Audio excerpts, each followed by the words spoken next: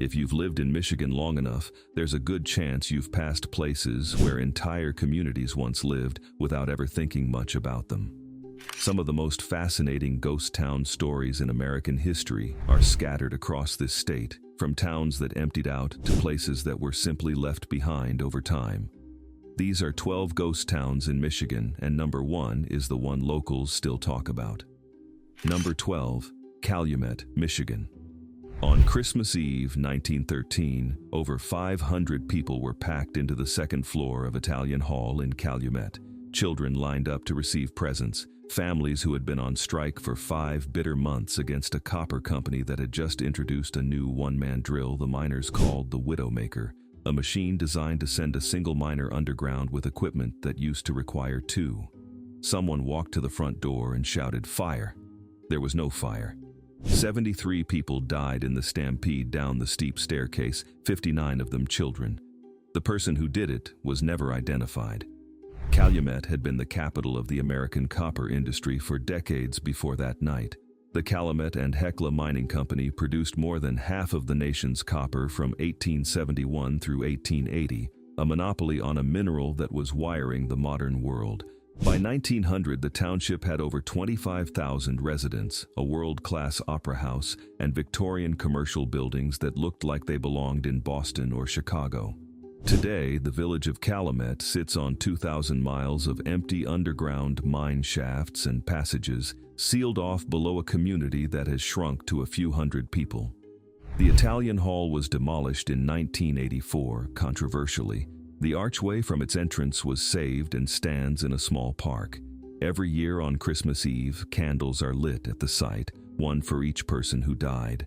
The person who shouted fire, wearing what 8 witnesses described as a Citizens Alliance badge, the employer's anti-union organization, was never charged with anything, and neither the coroner's inquest nor the congressional investigation that followed produced any finding of responsibility.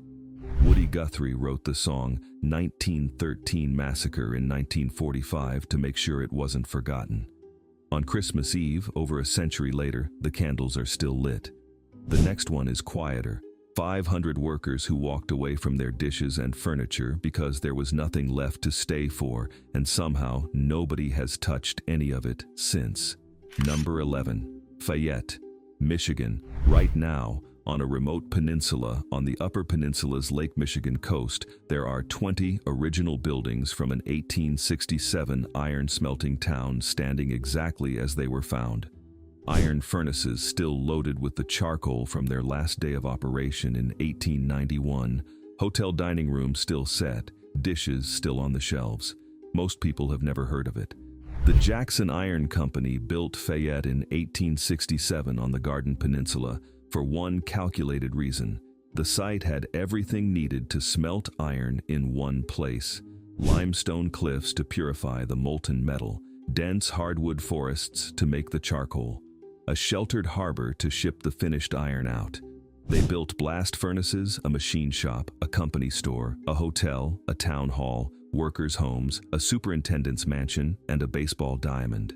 In 24 years, roughly 500 immigrant workers, mostly from Canada, Finland, and Norway, produced 229,288 tons of pig iron that became railroad rails and steel for a growing country. The operation burned through its own fuel.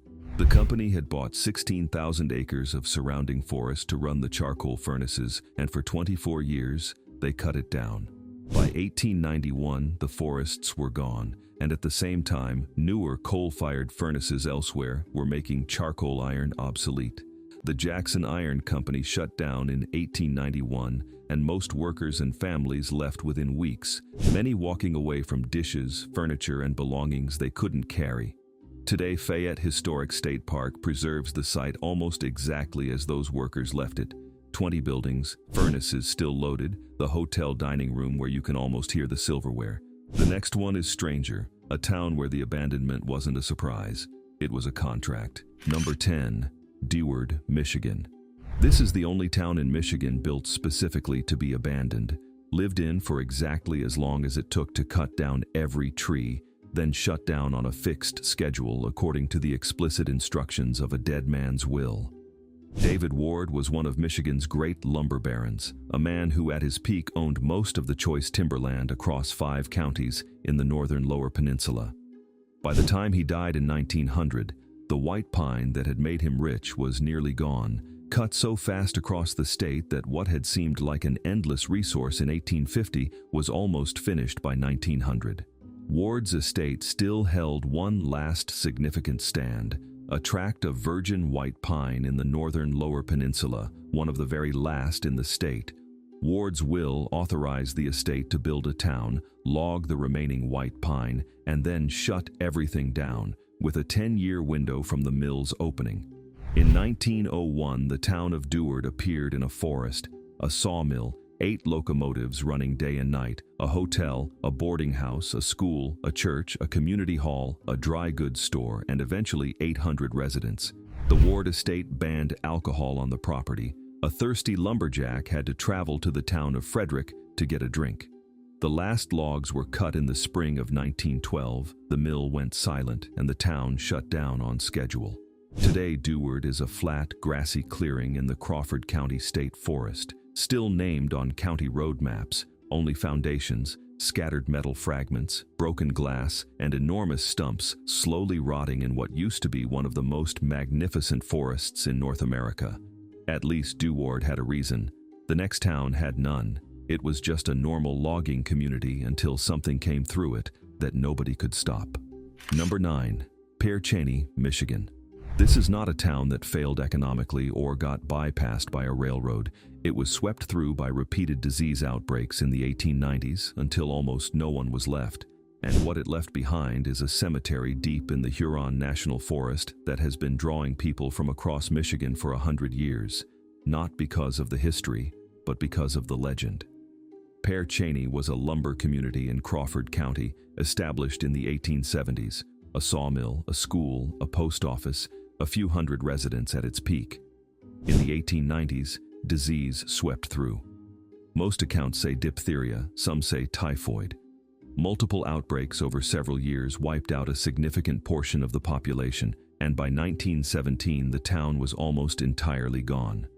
What remains is the cemetery, deep in the Huron National Forest, accessible only by miles of dirt road that becomes impassable in wet weather, around 90 graves, headstones from the 1870s through the 1910s, many of them children's, with trees grown through the original fence lines and roots pushing up through the grave sites. The isolation and the knowledge of how the town died give it an atmosphere that people describe as unlike anywhere else in Michigan. And a local legend that has persisted for over a century holds that anyone who disturbs the graves or moves the stones will suffer misfortune. A belief so stubbornly alive that the Michigan DNR has had to post warnings at the site because of the volume of visitors it draws. Pere Cheney draws visitors because of a legend. The next town draws them for the opposite reason. The people who built it never stopped coming back. Number 8. Central Mine, Michigan. Here is something you almost never see at a ghost town. Descendants of the original residents still come back every year to a church that has never stopped operating since 1868, in a town that technically closed in 1898. Central Mine was established in 1854 near the tip of Michigan's Keweenaw Peninsula. At its peak in the 1870s and 1880s, over 1,200 people lived and worked there, mostly Cornish miners from England, the best hard rock miners in the world, brought over specifically because no one else knew how to do what they did underground. The mine produced over 52 million pounds of copper, received the first electrical power in the Upper Peninsula in 1882, and ran the first telephone line in the region. The copper played out in the mid-1890s, and the Central Mine closed in 1898. Most families left, some to other Keweenaw mines, some to the copper ranges of Arizona and Montana, some back to Cornwall. What they left behind was the physical community, the mine captain's stone house, the engine house, workers' homes, and the Methodist Episcopal Church built in 1868. The church has been maintained ever since by descendants of the original miners. and every year in late July, those descendants gather at Central Mine for a homecoming reunion that has run continuously for over 100 years. The forest has grown back through the buildings, and the mine is long closed. But the families who built Central Mine never entirely left. The next town didn't get that choice. A utility company needed the river, bought everyone out, and put the whole thing underwater. Number 7. Rossonville, Michigan. There is a ghost town at the bottom of Belleville Lake outside of Ann Arbor. A Civil War-era sawmill town deliberately flooded in 1925 to build a hydroelectric dam whose ruins surface briefly during extreme droughts. Most of the 30 million people who drive Interstate 94 past the lake every year have no idea it's there. Rossonville was a small Huron River mill town in Washtenaw County. A sawmill, a general store, a few dozen homes. By the late Civil War era, the economy was already weakening. The railroad bypassed it. The timber supply was declining, and the town was losing residents when a completely different kind of ending arrived. In 1923, the Detroit Edison Company chose the Huron River near Rossonville as the site for a new hydroelectric dam, which would create Belleville Lake, putting Rossonville directly in the flood zone. Residents were bought out, buildings demolished or moved, and in 1925 the dam was built and the water rose. A town became a lake bottom, with a historical marker on the shore as the only surface reminder it ever existed. During dry summers when Belleville Lake drops, the foundations of Rossonville's buildings, the walls of the old mill, and the outlines of streets appear above the waterline. In the summer of 2012, a prolonged drought dropped the lake far enough that local residents photographed the ruins from boats, and the news coverage that followed briefly gave a name back to a town most people had never heard of. The next one is also only reachable by boat, but for a completely different reason. If this kind of story is what you watch this channel for, subscribe. We go deeper every single week. Number 6. Crescent, Michigan. There is a ghost town on an island in Lake Michigan, reachable only by ferry, walkable only on foot, managed by the National Park Service as a designated wilderness, and the silence that visitors describe when they get there is the kind that most people in the modern world never experience. North Manitou Island sits in Lake Michigan off the Leelanau Peninsula, accessible by ferry from the town of Leland. It was logged and farmed through the late 1800s and early 1900s, and Crescent was its main settlement, a mill, a school, a post office, stores, and the working life of an island farming community. When the mills closed in 1917, families had no economic reason to stay on an island with no road to the mainland. The population drained away, the buildings deteriorated or were torn down, and in 1983, the National Park Service acquired the island as part of the Sleeping Bear Dunes National Lakeshore. Today, North Manitou Island has no permanent residents, no developed facilities, and about 20 miles of trail through returning wilderness.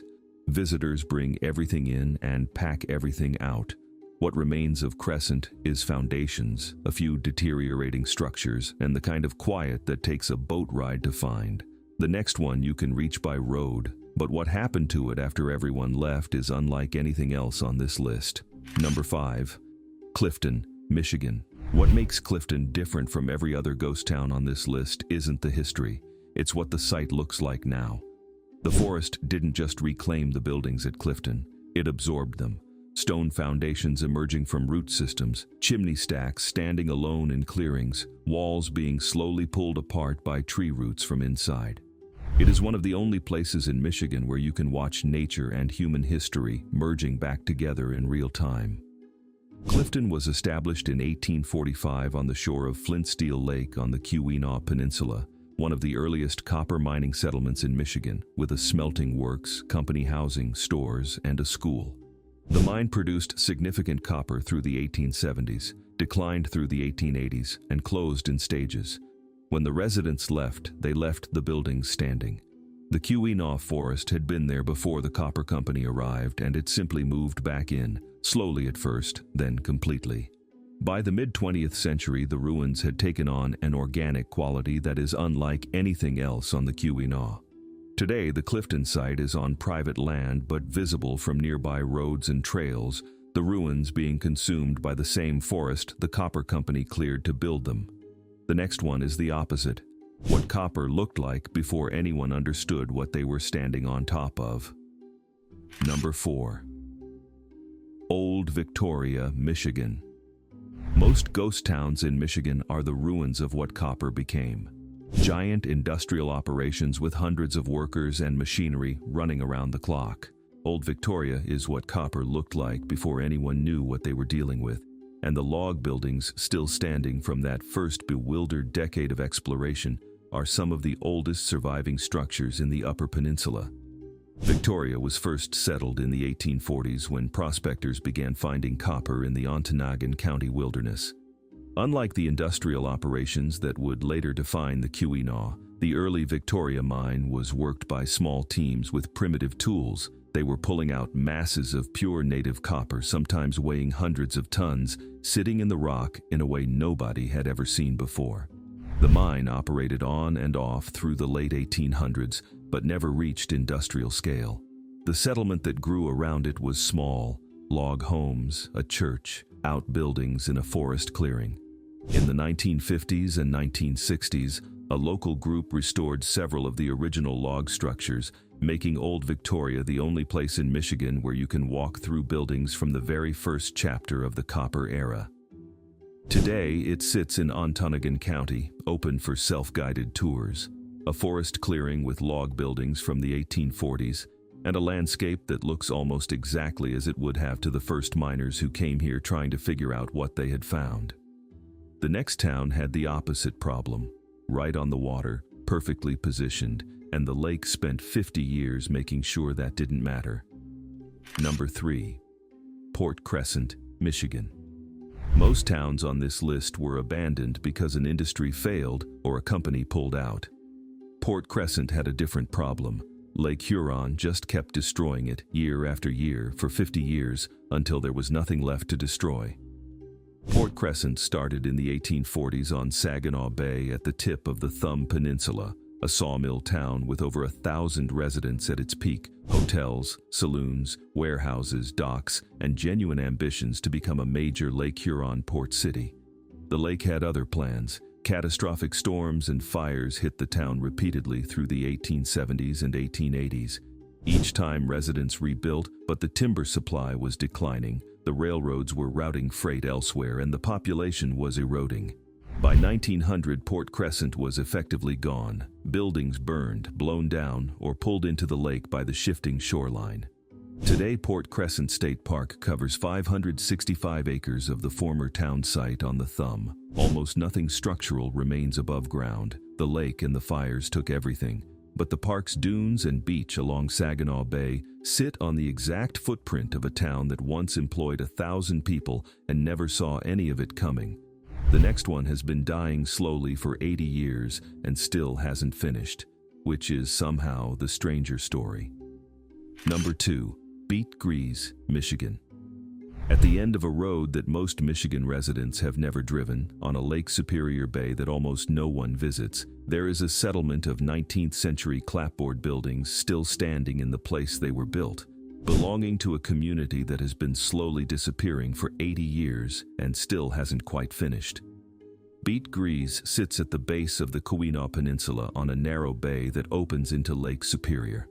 A small community of Finnish and Scandinavian immigrants built it to fish, farm, and work the modest timber operations in the area, never large, never connected to the copper economy that dominated the rest of the peninsula, always existing at the outer edge of the region's attention.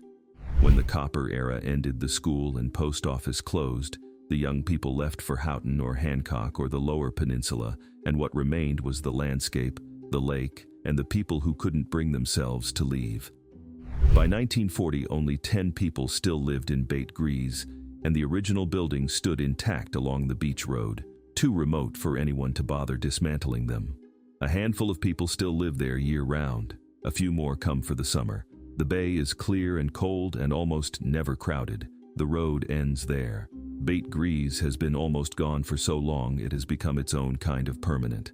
And the last one, the most remote ghost town in Michigan. Most people who've heard of it have never actually found it. Number 1. Nonesuch, Michigan. Nonesuch is the most remote ghost town in Michigan, a copper camp deep in the Porcupine Mountains near the Wisconsin border that lasted barely a decade in the 1860s, was abandoned when the copper proved insufficient and has been returning to wilderness for 150 years. Getting there requires miles of trail through some of the most wild and undeveloped land in the Midwest. Almost nobody goes, and the silence when you find it is the kind that takes time to get used to. The Nonesuch mine opened in 1867 in genuinely unexplored wilderness on the western Upper Peninsula. Investors believed the Porcupine Mountains held copper deposits that would rival the Keweenaw, and the mine briefly seemed to justify that hope. A small camp grew around it, cabins, outbuildings, the bare minimum a remote mining operation needs. The copper proved insufficient, and by the mid-1870s the operation had closed and the workers were gone. The wilderness grew back. The Porcupine Mountains became a state wilderness area in 1945. The Nonesuch site fell within the park boundary, and the forest that had been cleared for the mine came back completely. Today, Nonesuch is a trail destination inside Porcupine Mountains Wilderness State Park. A few scattered ruins visible only if you know what to look for, in a landscape dark and cold and silent in a way that most of the eastern United States no longer manages to be. The mine found too little copper to justify staying. The mountain took everything else back. Drop a comment and tell me what town in Michigan we should cover next. Subscribe so you don't miss the next one.